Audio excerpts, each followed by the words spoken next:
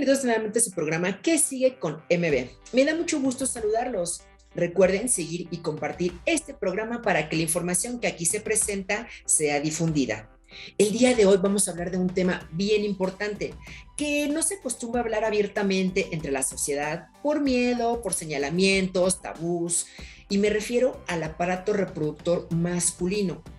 Pero ojo, yo me acabo de enterar que un urólogo no solamente atiende esa parte del cuerpo del hombre, sino también el de la mujer. Y vaya que para mí fue una sorpresa, porque tenemos la creencia de que urólogo, hombre, ginecólogo, mujer, y no es así. Así que hoy el doctor que tenemos en el programa nos va a aclarar esa y otras dudas que hay respecto a esa parte íntima del ser humano. Por eso le doy la más cordial bienvenida al doctor Bonilla. Me da mucho gusto saludarlo. Doctor, muy buenas tardes, sea bienvenido al programa. Me da mucho gusto tenerlo por aquí. Hola, mucho gusto. ¿Qué es la urología? Mira, pues básicamente es la especialidad de la medicina. La medicina tiene muchísimas especialidades, como prácticamente nos subdividimos en temas clínicos y en temas quirúrgicos.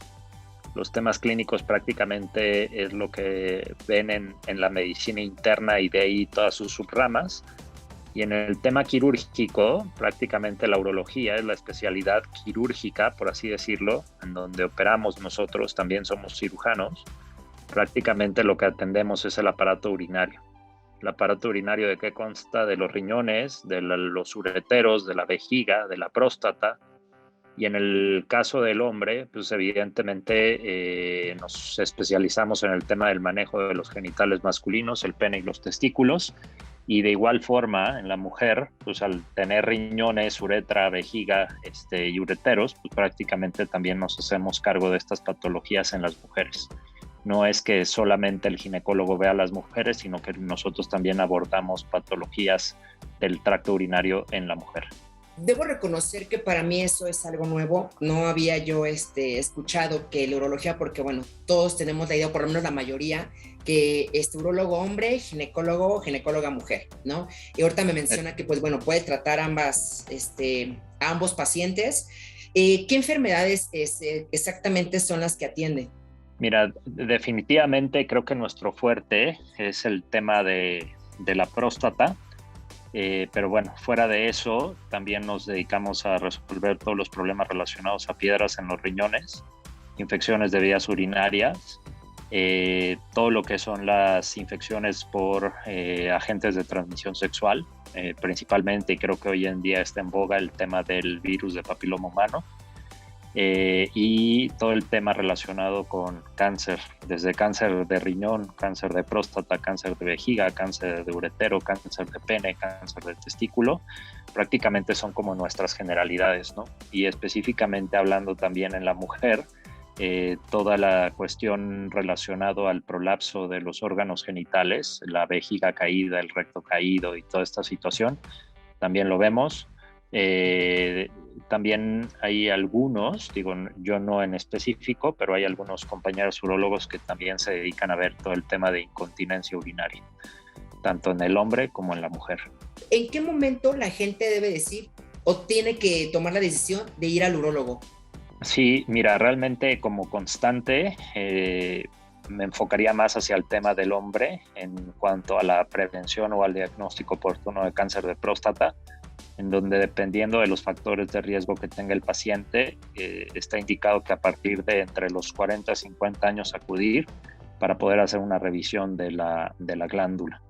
Obviamente cada patología tiene su presentación y sus síntomas y situaciones completamente diferentes, pero en específico esa podría ser una recomendación. Obviamente si nos vamos adentrando en cada patología en particular, pues bueno, podríamos sacar algunas situaciones de alarma que pudieran condicionar el hecho de venir a una visita, una consulta con el urólogo, pero principalmente sería esa. Ok, empecemos con las preguntas que me hizo llegar el público. Tengo aquí la primera.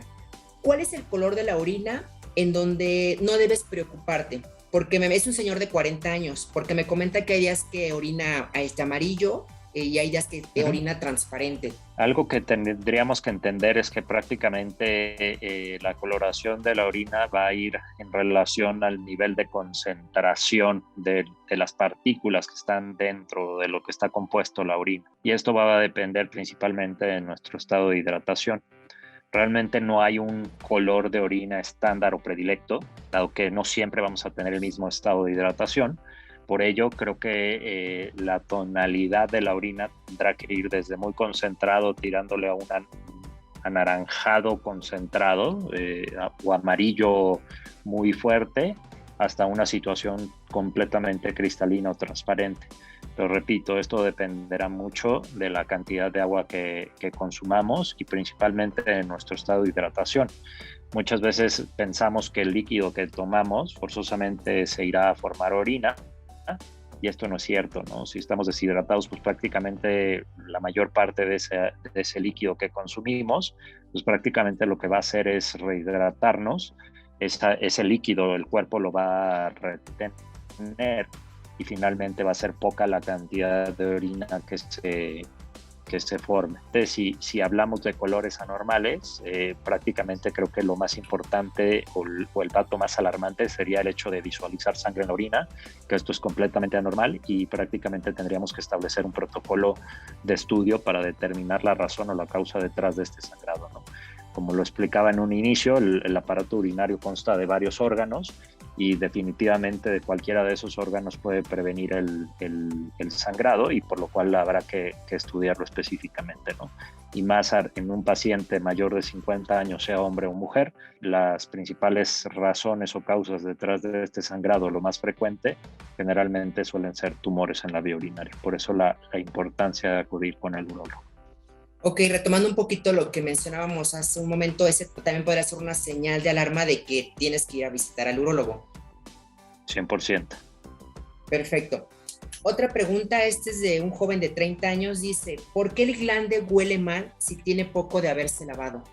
Depende mucho de las situaciones, principalmente esto se presenta en pacientes no circuncidados que aún tienen prepucio, y esto es una condición habitual, no es que hable de mala higiene, sino simplemente por la particularidad de algunas glándulas y de secreciones por el mismo prepucio que generan este aroma característico. No es una patología, no es algo que haya que tratar, no hay que utilizar un desodorante, una crema en especial, simplemente es una condición actual, ¿no? Y hay, como les explico a los pacientes, hay personas que tienen un sudor más penetrante y hay otras que parece que ni siquiera sudan y están empapados en sudor y no huelen. Es exactamente lo mismo. ¿Y eso puede provocar alguna infección? No, el mal olor realmente no. Como tal, cuando un paciente no está circuncidado y no hay un adecuado aseo, generalmente suele formarse una secreción que se llama esmegma. Ese esmegma, pues finalmente habla de un proceso inflamatorio que puede condicionar algo que se llama balanitis, pero repito, el olor no significa o traduce infección, ¿no? Finalmente habría que evaluar si ese paciente fuera candidato o no a una circuncisión, que realmente esta no es una indicación clara para tomar esa decisión. Repito, no es una situación o condición que pueda desencadenar una infección. Simplemente es una característica de ese pene que suele tener ese aroma o ese olor característico diferente. Acaba de mencionar algo interesante que dice que si es candidato, entonces no todos se deben de hacer la circuncisión. Realmente no existe una indicación hoy en día para que todos los niños recién nacidos se circunciden. Sí tenemos claro cuál es la única contraindicación para no hacerlo, que es algunas alteraciones en la formación de la uretra, que llamamos hipospadias, que prácticamente con eso es con lo que reconstruimos en los bebés la uretra o el conducto.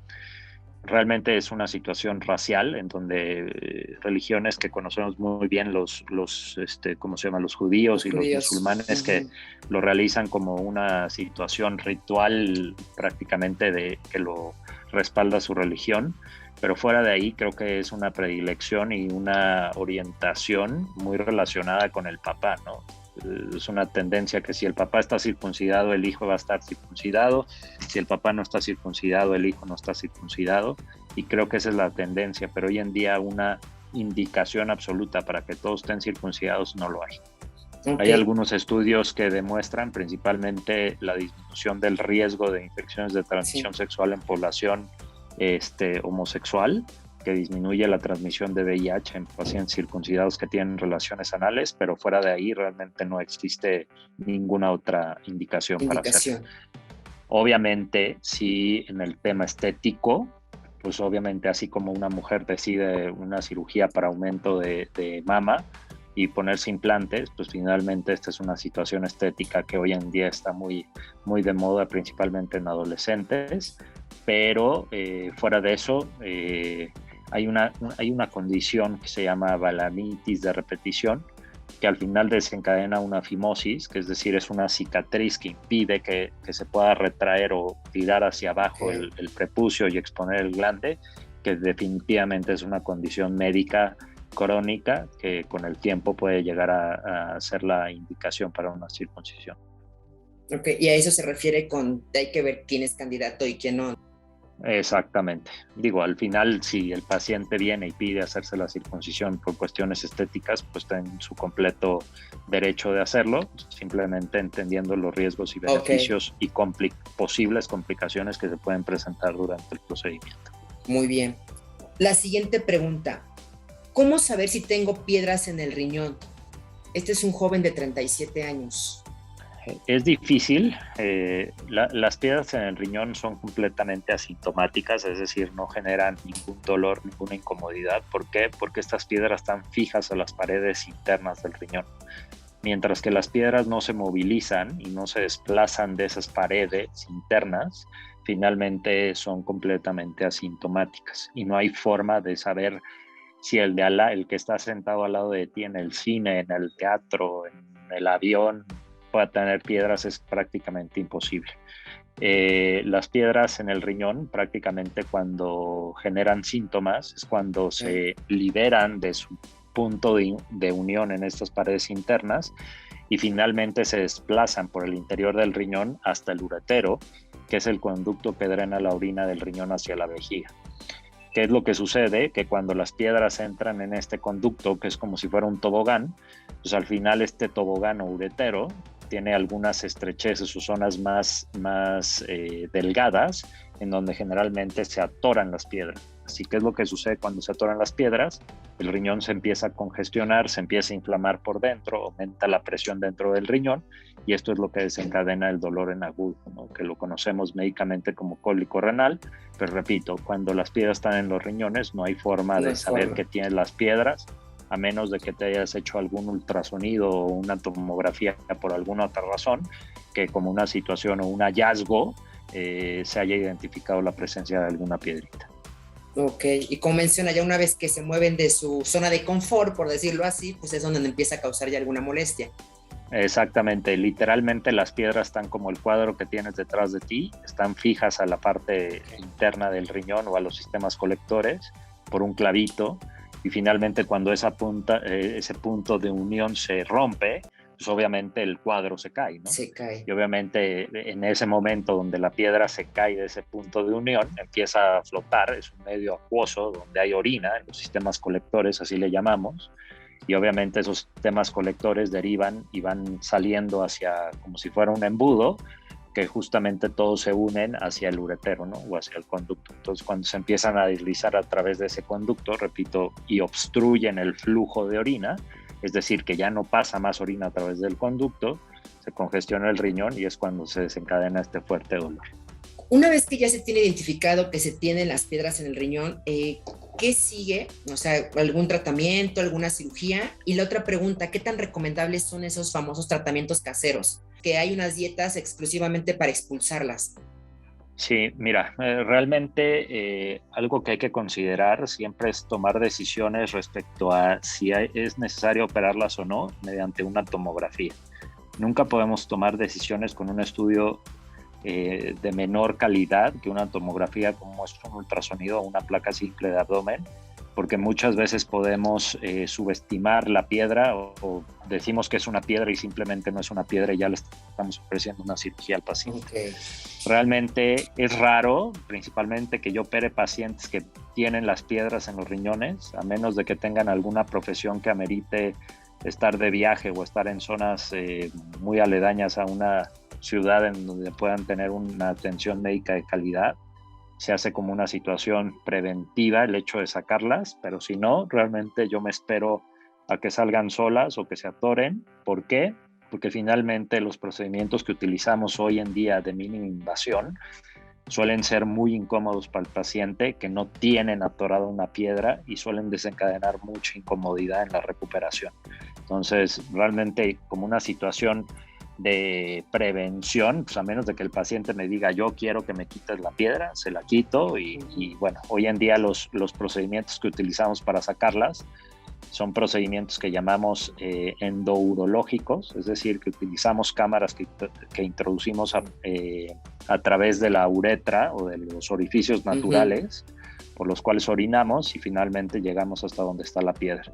Dependiendo de la composición y del grado de dureza de la piedra, la podemos fragmentar con algunos dispositivos para la litotripsia, así le llamamos, que principalmente utilizamos un láser, y este láser es un láser de olmio, con el cual pues hacemos totalmente arena la piedrita y la podemos evacuar completamente. Okay. Y el único inconveniente hoy en día de este tipo de cirugías es el hecho de que tenemos que dejar una especie de prótesis por dentro, que es momentánea, por el lapso de alrededor de 15 días, se llama catéter doble J, que esto lo que hace es ferulizar el conducto, el tobogán de principio a fin, desde el riñón hasta la vejiga, para evitar un colapso del mismo conducto por toda esta misma manipulación, que pudiera desencadenar un dolor tan agudo como el hecho de que la piedra se haya atorado en el conducto.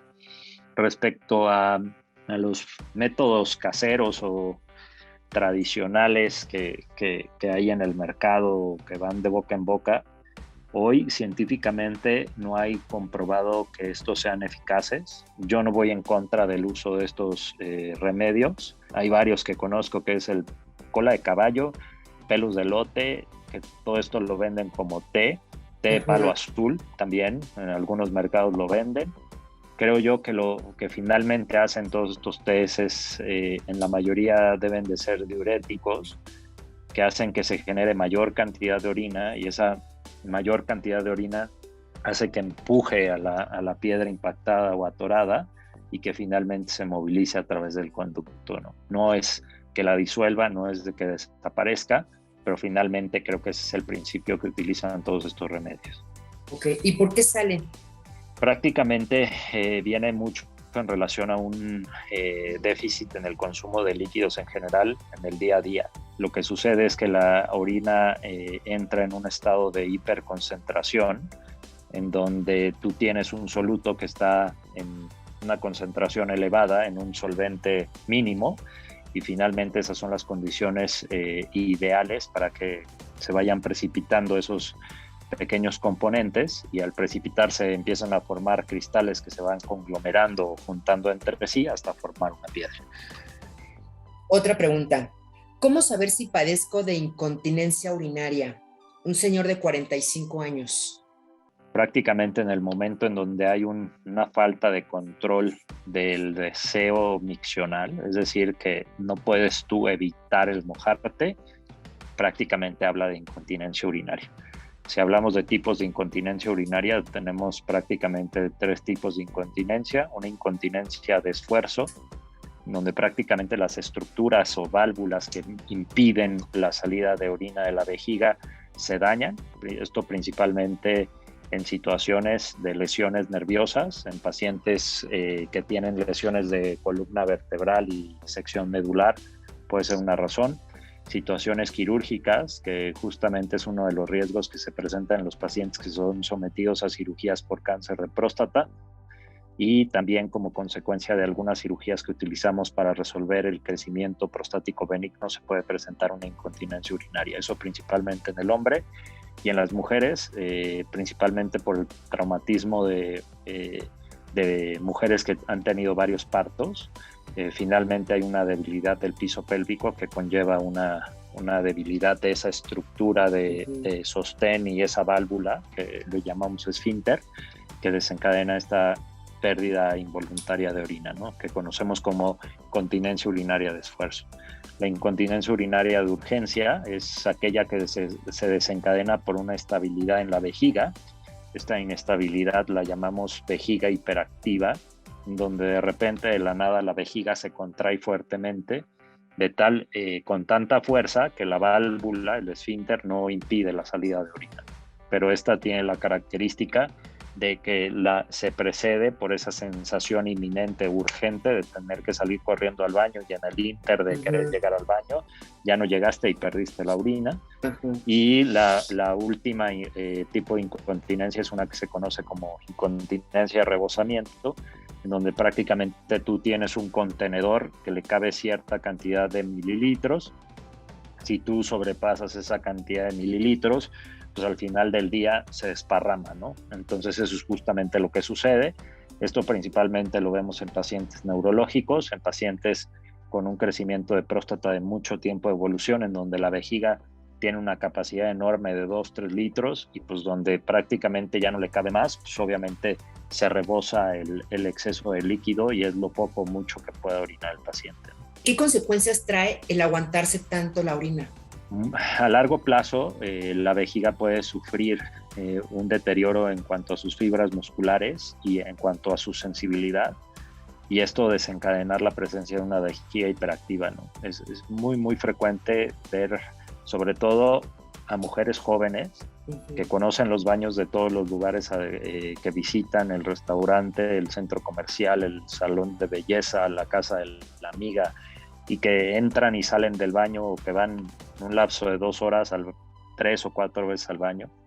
Prácticamente esa puede ser una consecuencia que tiene una solución, sí, pero al final del día, como se tienen que tomar medicamentos para controlar el azúcar o la glucosa en la diabetes o la presión en los hipertensos, pues prácticamente en estas situaciones de hiperactividad vesical, prácticamente es un medicamento que tienen que tomar a largo plazo las pacientes. En los hombres no es tan frecuente ver esta situación, sobre todo por la accesibilidad del baño, ¿no? Y muchas veces estás en un lugar donde no hay un baño accesible, sí. Pues es más fácil orinar como hombre en el arbolito que como mujer en el arbolito, ¿no? Claro, sí, es más complicado. Exacto. ¿Por qué cuando eyaculo a veces sale muy gelatinoso? Es un joven de 35 años. Muy probablemente por abstinencia. Es decir, por poco uso y que finalmente la composición del semen se acumule, bueno, no del semen, sino del líquido seminal, esté demasiado tiempo acumulado en las vesículas seminales, que es como el almacenaje o el tinaco del líquido seminal, y que finalmente eso genere esa situación. Ahí la recomendación sería tener una situación de uso o de mayor uso, y finalmente si esto persiste, pues acudir a una valoración. Pero si esto se resuelve con el uso a mayor número de eyaculaciones y que se estabilice nuevamente la composición del líquido seminal, no debe de haber ningún problema. También el masturbarse seguido, ¿también eso te puede causar algún daño? No, realmente no. De hecho, hoy en día está bien estudiado que a mayor número de eyaculaciones disminuye el riesgo de cáncer de próstata. Entonces, realmente no conlleva ningún riesgo ni daño. Lo que sí pueden llegar a observar que a mayor número de eyaculaciones, la composición del semen varía completamente hasta ser muy escasa la eyaculación, ¿no? Porque finalmente se necesita nuevamente restablecer la capacidad máxima del almacenaje o de este tinaco, la capacidad de las vesículas seminales, para que finalmente se pueda poder eyacular con ese volumen que estaban acostumbrados previamente. Perfecto, pues bueno, aclarada una duda. Y pues por último, esta pregunta, y no por eso menos importante, ¿por qué mis testículos son sensibles con el simple rozor del calzón? Digo, ahí habría que revisarlo. Como tal, habría que determinar si esa hipersensibilidad es de la piel, es decir, es cutánea, o bien por alguna alteración que haya como tal en la gónada o testículo o el órgano como tal. Eso creo que definitivamente habría que revisarlo y checarlo, porque no es como una generalidad o algo que lo puede explicar simplemente por el hecho de estar hipersensible. Tienes tal o cual patología, realmente no. Eso habría que revisarlo directamente, ¿no? Y palpar y ver a qué se refiere realmente el paciente. Muy bien, doctor. Por el momento, pues son las preguntas que nos hicieron llegar. Yo agradezco mucho que haya aceptado la invitación al programa. Ya, como lo mencionaba yo al principio, son temas tabús que la gente no tiene como tanta facilidad como de hablarlo. Entonces, pues tocar Sí, esos claro. temas en estos espacios creo que es muy importante. Y por favor, díganos sus formas de contacto, dónde pueden contactar las personas que quieran saber un poco más de información. Sí, mira, tengo mis redes sociales en Instagram, estoy como @doctor Miguel, DR Miguel Bonilla, y el teléfono de mi consultorio es el 55 51 22 90 20. Pues estoy a sus órdenes para cualquier situación. Les dejo también mi correo, miguelb, grupo urológico s de sol c de casa.com, y cualquier cosa estoy a sus órdenes. Me parece muy bien. De todas maneras, yo las voy a estar poniendo en el programa. Claro que sí, por supuesto. Cuídese mucho, que tenga excelente tarde y gracias nuevamente. Igualmente, bonito día. Hasta luego. Hasta luego. Ya escucharon al doctor. Hay que estar al pendiente de nuestra salud, en especial en esa zona íntima que a veces no nos atrevemos mucho a platicarla ni a preguntarle a un especialista. Me gusta mucho tener este tipo de programas porque así más personas se van a sentir identificadas con estos temas, que quizá por miedo o por pena no se atreven a preguntarlos. Entonces, qué mejor que por medio de este espacio la gente se mantenga informada. Quiero agradecer que se tomen el tiempo para ver este programa. Recuerden seguir y compartir esta información porque a más de uno le va a ser útil. Nos vemos la próxima semana con un nuevo tema. Y como yo siempre me pregunto, ¿y ahora qué sigue?